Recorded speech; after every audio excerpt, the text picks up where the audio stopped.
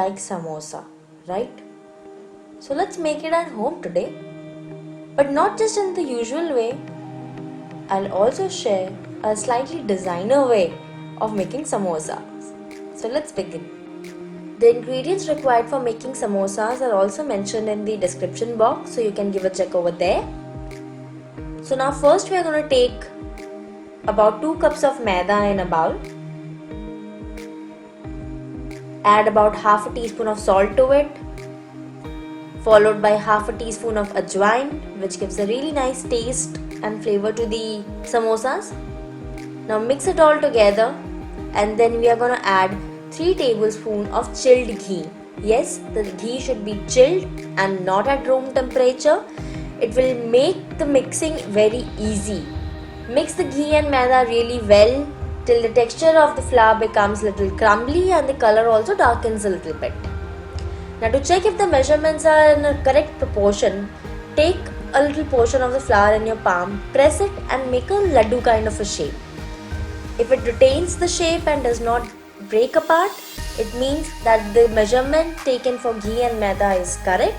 Else you need to add a little more ghee and mix it again. Now we're going to add some cold water and knead a slightly stiff dough. A stiff dough will make sure that the samosas become flaky and crisp when we fry them. So make sure that your dough is stiff. Now cover this dough with a wet cloth and let it rest for about 30 to 45 minutes. Meanwhile, we'll shift on to making the stuffing.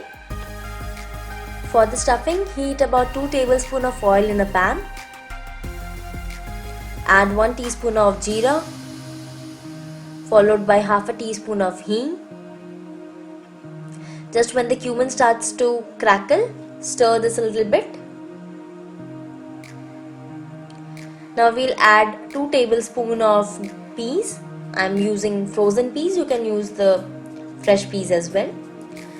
We have to cook this till the peas soften a little bit, and then we'll add the boiled potatoes. I've mashed the potatoes into big chunks, and we are going to cook this for about 3 to 4 minutes.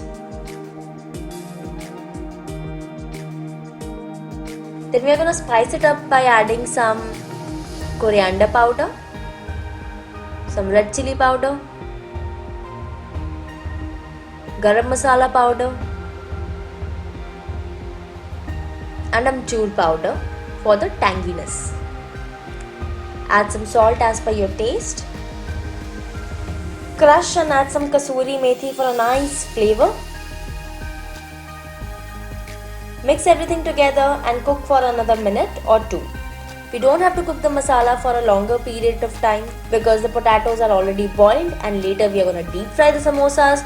So it will overcook the stuffing. So just a minute or 2 is sufficient. Once done, add some chopped cashew nuts. You can also replace cashew nuts with some peanuts or avoid it. You can also add paneer if you want at this stage. Now once the masala is nicely mixed, turn the gas off and let the stuffing cool at room temperature. Meanwhile, we'll shift back to the dough. After 30 to 45 minutes, just knead the dough once again for a minute or 2. You will notice that the dough has become a little stretchy. This is a sign that the samosa layer would be really crispy and flaky.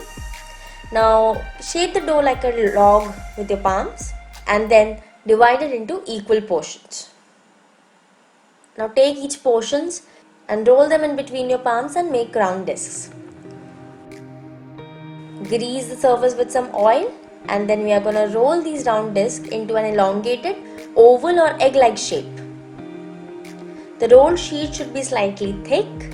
Thin sheets will tear apart while frying, and if it's too thick, then the samosa layer won't be cooked well in the inside.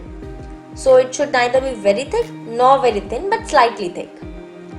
Now coming to the folding, the usual method of folding is that you cut the sheet into 2 halves. Take one half, apply some water on its straight edge, lift it from the corners and fold at the center and make a cone-like shape. Now press the joint really well, otherwise when you start frying, this might open and all the stuffing will come out and spoil the oil. Your cone shape is ready, and similarly prepare the other streets as well. Now we're going to fill the cone with some stuffing. Don't fill it too much or too less. Adjust it according to the size of the cone. Now stretch the edges of the cone a little bit. Fold and make a pleat on the elongated side. Apply some water on the edges. Press the joint and crease together and then seal the samosa like a triangle.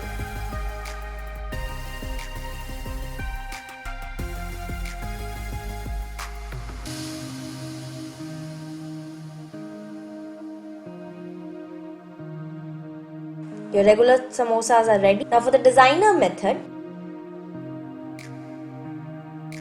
make some slit marks on half part of the sheet. We don't have to cut this, we need a full sheet only. Once done, we are going to overlap the slitted side on the other half of the sheet and paste it with your fingers. Next, we are going to roll it lightly so that the layers get attached really well, and then we'll move on to make a cone just like we made in the first method.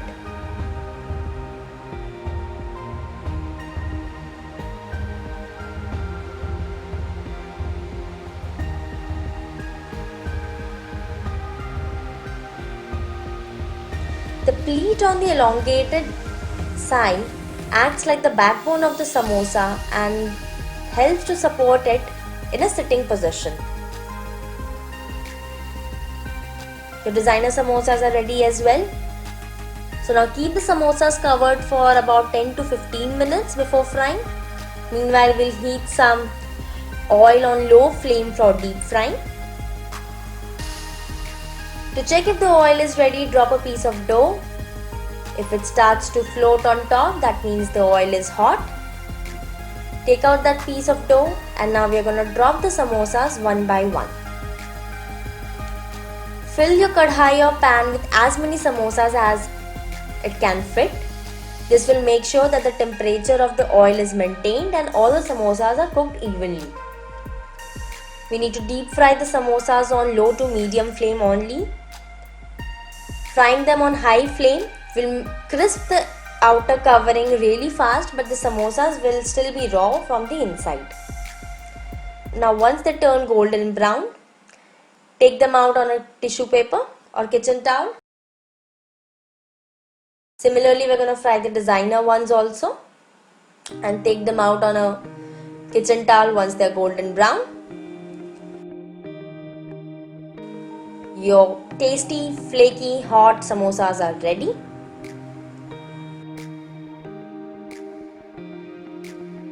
Serve them along with some green chutney and tamarind chutney and enjoy. If you enjoyed watching the video, like, share, comment, and don't forget to subscribe to our channel for more such interesting recipes.